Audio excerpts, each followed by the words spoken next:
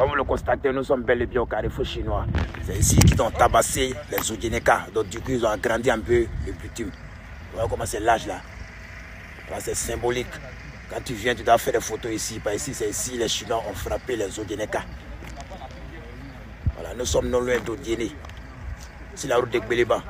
Bien bitumée et puis bien agrandie. Poteau électrique en haut. Ouais, poteau électrique, il n'y a pas besoin. Ils ont fait ça pour genre un symbole quoi. Ouais, ici c'est où ça? Ici là, c'est carrefour chinois d'Odjené. Ouais, c'est ici ils ont maté, chicoté, frappé les Odjeneka. Les Chinois ils ont frappé les Odjeneka ici. C'est vrai, de la manière lui parle fort là, en fait c'est il faut. L'attachement qu'il a fait là, ça prend pas. C'est vrai, ils ont frappé les Chinois, les Odjeneka ici. Voilà pourquoi ils ont agrandi le coin. Mais là, son retour qui vient ou bien. Ouais, il y a son retour qui vient. Les Odjeneka se sont préparés, ils vont venir contre les Chinois. Ouais, ok, même si les Koyara s'amusent, ils vont les mater ici. La famille, parfois quand je parle de certaines réalisations en Côte d'Ivoire, lorsque je parle du développement de ce pays qui évolue chaque jour petit à petit, il y a certains Ivoiriens qui me disent que le développement là, ce n'est que toi qui vois ça parce que nous sommes sur le terrain et on ne voit rien. Moi, j'appelle ça simplement de l'ingratitude. J'appelle ça de l'ingratitude pourquoi? Parce que nous sommes sur les réseaux, on voit ce qui se passe. Lorsqu'il y a des réalisations ou encore l'inauguration d'un nouveau projet, ça ne passe pas inaperçu. Sur les réseaux, c'est visible, tout le monde voit cela. Moi, par exemple, j'ai l'habitude de suivre des émissions en Côte d'Ivoire à travers mon canal. Il y a toujours des projets que je vois, il y a toujours des choses assez positives que je constate qui se passent dans votre pays. Et c'est la raison pour laquelle, de manière constante, je suis toujours en train d'appeler les autres à prendre exemple sur vous. Parce que je vois la différence. Je vois l'évolution, je vois le travail. Il y a des routes chez vous qu'on a laissées depuis des années.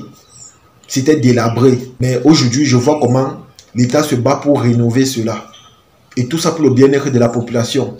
Et ce qui m'impressionne encore plus, c'est que c'est surtout dans les endroits les plus éloignés. C'est-à-dire des endroits que généralement on néglige. Vous allez voir que l'État part jusqu'à ce niveau-là pour arranger cela. Mais chaque fois, je vois les gens venir me dire, parfois sur WhatsApp, que tu parles du développement de ce pays, mais tu n'es pas là. Tu ne connais pas les réalités parce que nous sommes sur le terrain et on ne voit pas ce développement-là. Aujourd'hui, quand tu pars en Côte d'Ivoire, tu as l'impression d'être à New York, aux États-Unis, en France et tout. Je dis que ce qui se passe en Côte d'Ivoire ne passe pas inaperçu. Tout le monde voit. C'est réel. C'est réel. Et quand vous voyez des étrangers parler de la sorte, c'est parce que quand ils essaient de faire la différence auparavant et maintenant, ils voient la différence. Ils voient la différence. Moi, sans vous mentir, j'ai commencé à m'intéresser à la Côte d'Ivoire dans les années 2010.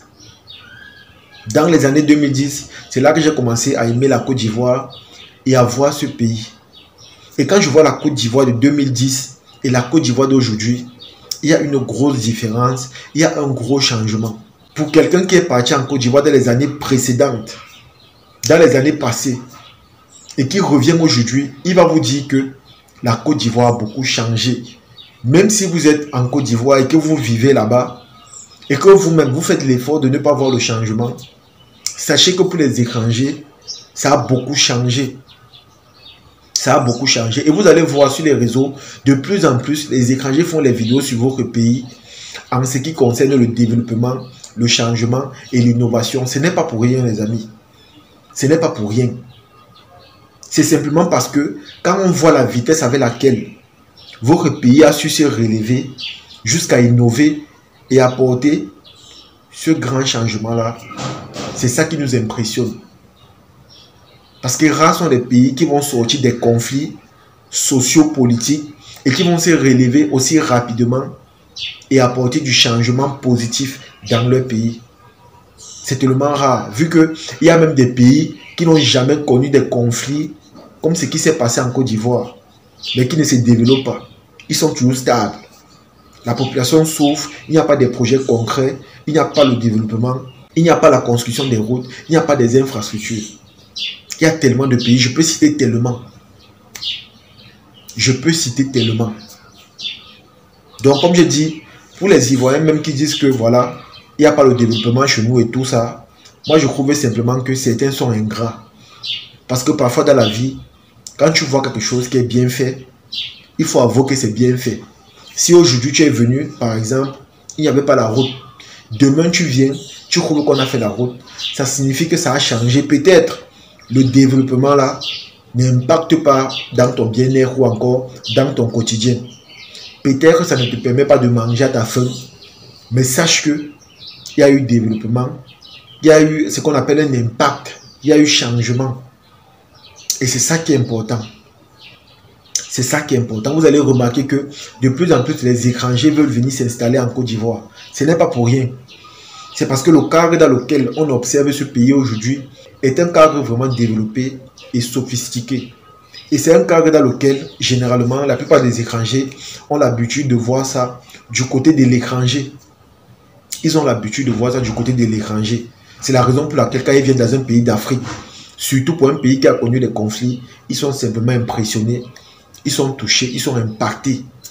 Parce qu'ils n'arrivent pas à croire aussi rapidement ce changement, cette innovation et tout ce qui va avec. Donc les amis, honnêtement, lorsque ça travaille, il faut reconnaître que ça travaille.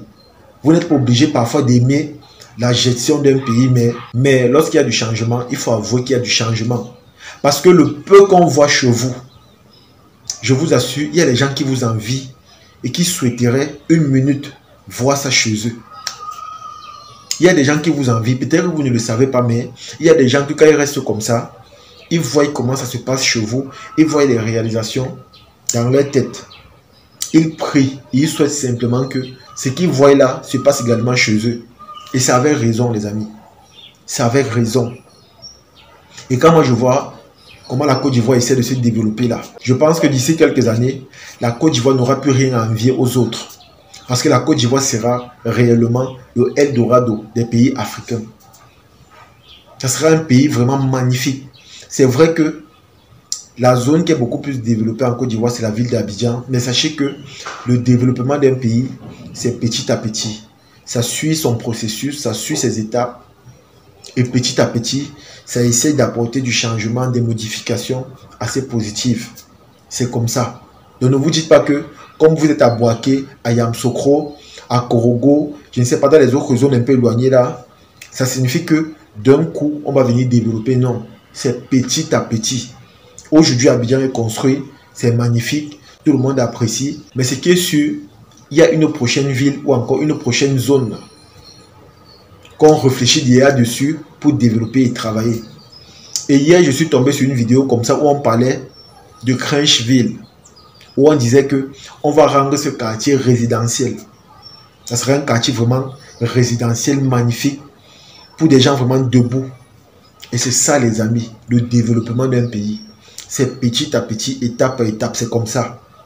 Même quand on a faim pour se rassasier, c'est petit à petit qu'on mange et on finit par se rassasier. Ce n'est pas d'un coup, on n'avale pas. On n'avale pas, les amis. À un moment donné, mettez l'ingratitude de côté. Parce que ce sont les étrangers qui passent leur temps à faire des témoignages sur votre pays. Et s'ils le font, ce n'est pas pour rien. C'est parce que c'est visible. Et ça ne passe pas inaperçu. Parce qu'on voit ça. Ça ne passe pas inaperçu. Dis là que ce n'est pas le cas. C'est juste montrer de l'ingratitude. Et là, ce n'est pas bon, les amis. En tout cas, c'est ici que se termine cette vidéo. J'espère que vous avez aimé. J'espère que vous avez apprécié. Comme j'ai dit, si vous avez remarqué, de plus en plus, ce sont les étrangers qui parlent du développement de la Côte d'Ivoire. Et s'ils parlent comme ça, c'est parce que c'est visible. Ce qui est sûr, quand ils essaient de faire des comparaisons entre les années 2010 et les années précédentes, on voit la différence, on voit l'innovation et on voit l'ajout. Et personne ne peut dire le contraire. Et personne ne peut faire la sourde oreille face à ce qui est visible. Et c'est la raison pour laquelle on apprécie beaucoup votre pays. C'est la raison pour laquelle on vous donne du respect. Parce que quand on voit la période sur laquelle ça s'est développé ou encore ça a progressé, c'est simplement incroyable. Et tout ce que nous pouvons dire, c'est que les autres prennent exemple sur la Côte d'Ivoire. Parce que s'ils le font forcément, chez eux également, ça va avancer ou encore se développer. Et comme on dit souvent dans la vie, ne jamais avoir honte d'imiter le bon exemple. C'est de ça qu'il s'agit. En tout cas, partagez la vidéo au maximum et on se dit à la prochaine. Ciao.